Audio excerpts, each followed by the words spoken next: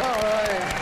This past Saturday, the surviving members of the Doolittle Raid on Tokyo gathered at the Air Force Museum in Dayton for a final toast to the 80 men who left an aircraft carrier in bombers in April of 1942 for the first attack on Japan.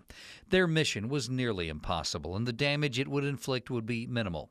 But the raid told Japan that the Americans were coming for them, that it was possible to reach the Japanese mainland just 5 months after the attack on Pearl Harbor.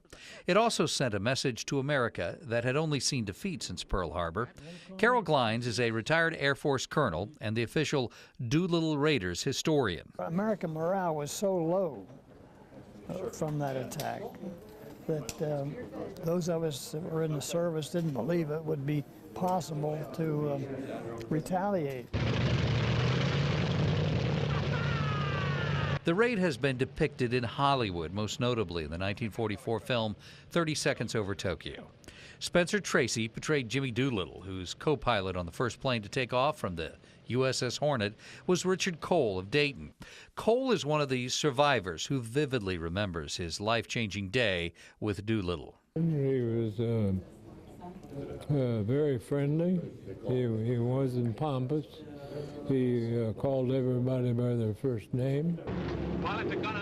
David Thatcher was portrayed by actor Robert Walker and was a member of the famous team on The Ruptured Duck. He says the film was fairly accurate to what they experienced on the raid. Before it took off, then they handed me up a dozen 5-gallon cans of gasoline. And they used the gas out of that tank first. And so I poured the gasoline out of the 5-gallon cans. They're waving at us. Those guys must be nuts. We were flying about 50 feet, and the people were waving at us.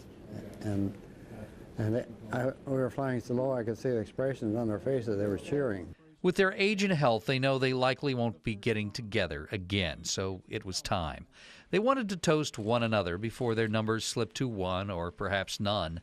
This weekend, where history lives at the Air Force Museum, history became history. In Dayton, I'm Mike Bowersock, NBC4.